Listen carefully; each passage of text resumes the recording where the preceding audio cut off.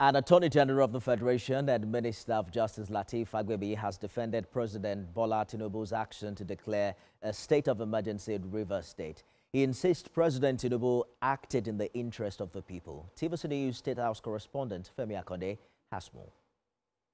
The Attorney General of the Federation and Minister of Justice put into context the decision of the President to declare a state of emergency in Rivers State, suspending Governor Siminalayi Fubara and the state legislature. But the Attorney General insists the President acted in the best interest of the country, and at a time when it appeared there was an imminent, clear and present danger. Now that this situation has arisen, I believe will call themselves to order. The President has intervened 1, 2, 3 times without any result. And he alluded to this in his broadcast, that he had done his own. Well-meaning Nigerians have done their own to no avail. And that was why he had to come out and take the decision that he took yesterday. Siminalayi Fubara's deliberate actions and inaction are some reasons that necessitated a suspension of his rights and privileges as governor of Rivers State, particularly demolishing the House of Assembly, and his comments believed to have incited the people to violence. The whole thing started or crystallized with the judgment of the Supreme Court that was handed down on the 28th day of February 2025, in which the Supreme Court, that's the highest court in the land, made a categorical pronouncement after making very pronounced findings, profound findings of breaches of the Constitution by the parties involved, particularly the governor of Rivers State, came to the conclusion that he was acting like a despot, and that as the situation is in Rivers State, there is no government.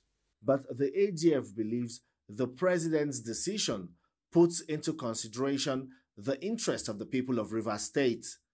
The order of the Supreme Court directing the federal government to withhold federal allocations to Rivers State may also be reconsidered.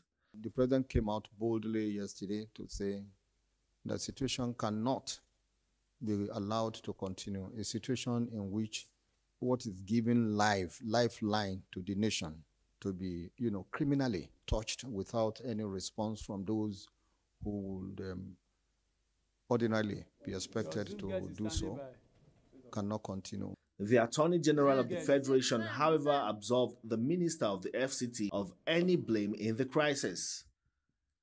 He insists that Nyesom Wike was not mentioned in the matter at the Supreme Court.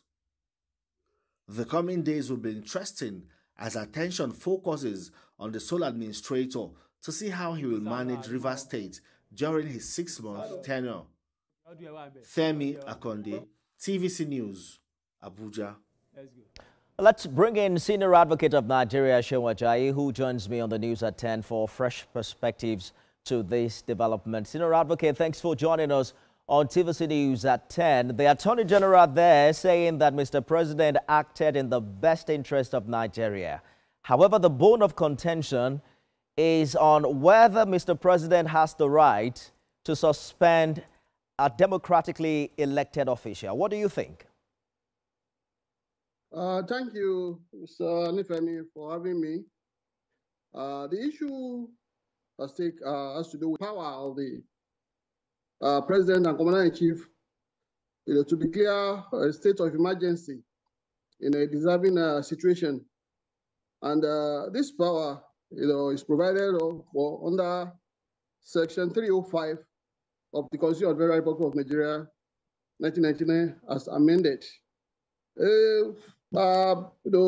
Clear perusal of this provision indicates that the President has a very wide discretion when exercising this power, even though it's not expressly stated that the President in such a circumstance can remove or suspend an elected governor or members of the State House of Assembly But you know that I agree with me that these are trying period. A lot of things has to be done, the best in the best interest of the nation, and most importantly, the parts of the federation where we've been having this crisis leading to this state of emergency. So in matters of discretion, no particular case can be a precedent or a standard for another exercise of discretion, because the argument has been that during the governor, President Goodluck, the tenure, okay, a state of emergency was declared in some part of the northeastern part of the country, and the governors therein were not removed or suspended.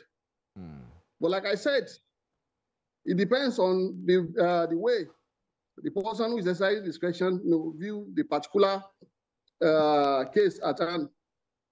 Mind you, in this present circumstance, the bone of contention has to do with the disconnect between the executive arm of government and the legislative arm of government in Rivers State, which has been dragging on for like 14 months, and of which even the president has tried to mediate and find a solution, and even the Supreme Court has been called upon to intervene. Nevertheless, things seem not to be getting better. Indeed. So the president, the commander-in-chief, the chief security officer of the nation, has discretion, and I believe one cannot, totally, condemn the president for so acting in that manner. He's the one that wears the shoe. He knows where it pinches. I hear you, Senior Advocate. So if we have given him that mandate. Indeed. The National Assembly now has 48 hours to react, whether to approve or veto Mr. President's decision in this regard. That expires tomorrow. Yes. If that is ratified, another big question would be, what is the current status of the suspended governor? For instance, is he still covered by the immunity clause of the 1999 Constitution that protects him from police, arrest, and prosecution? Well, mind you, the governor has not been totally removed from office. He has only been asked to step aside for the next 6 months, subject to review by the National Assembly, whether to extend the state of emergency or not. So I want to believe that during this period, he still bears the toga of an elected governor, save that he has been suspended, cannot perform his daily role as the executive governor of Rivers State until the state of emergency is lifted. So I want to believe that suspending him does not in any way remove from him that immunity he still enjoys under the Constitution of the Federal Republic of Nigeria as an elected governor of the state. All eyes on the National Assembly tomorrow as they make the big decision. Senior Advocate of Nigeria, Ajayi, thank you so much for talking to us tonight. Thank you, Nifemi, for having me. I'm grateful.